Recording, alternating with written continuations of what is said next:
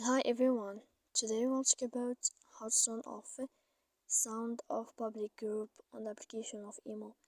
To know how to turn off sound of public group on the application of email, you should just go to the app of email as you see and you will click. After that, in this page, you will go to above to this window of profile and you will enter here. Then this list we click settings. After that, you will enter to notifications. When you'll find this list, we click public group.